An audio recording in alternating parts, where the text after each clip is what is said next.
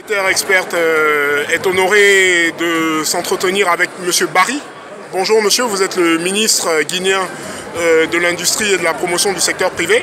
Bienvenue en Côte d'Ivoire. Merci. Vous avez assisté à la plénière introductive de la CGCI Academy 2017, 6e édition. Quelles sont vos impressions à la suite des conclusions du panel? Bon, je suis très satisfait du contenu du panel et des différentes interventions. Pour nous, c'est un cadre d'échange et de concertation avec nos partenaires ivoiriens. Tout à fait. Voir dans quelle mesure nous pourrons nous appuyer sur les expériences de la Côte d'Ivoire dans le développement du secteur privé pour aider notre secteur privé à mieux se structurer et à se booster. Vous savez que notre pays est un pays à vocation minière par excellence. Oui. Et nous essayons de faire de manière à ce que les entreprises guinéennes puissent répondre aux besoins immenses de services engendrés par les entreprises de grande envergure qui sont implantées dans notre pays. Et pour cela, nous avons besoin de l'accompagnement et de l'expérience d'entreprises telles que celle de Côte d'Ivoire pour pouvoir aider les entreprises guinéennes à répondre à ce challenge. Tout à fait. Alors nous avons entendu parler d'amélioration du climat des affaires, des investissements, du code des investissements, de l'intégration, on va dire, de normes internationales adaptées à la bonne gouvernance.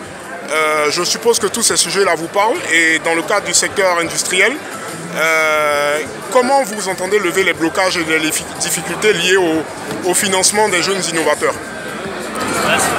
Bon, lever les blocages, je ne dirais pas qu'il y a des blocages spécifiques. Il faut structurer les entreprises de manière à ce qu'elles puissent justement accéder à ces mécanismes de financement qui sont multiples. Bien sûr. Et aussi faire de manière à ce que nos administrations, nos gouvernements puissent accompagner ces entreprises lorsqu'elles auront été structurées et auront répondu à un certain nombre de critères pour être compétitifs sur le marché local et sur le marché sous-régional. Donc l'administration a pour vocation justement d'améliorer l'environnement des affaires pour pouvoir booster ces entreprises. Bien sûr. Et aussi mettre les mécanismes qu'il faut pour que ces entreprises soient priorisées dans les marchés que nous avons au niveau national et aussi qu'elles soient positionnées sur les marchés de sous-traitance avec les entreprises de grande envergure.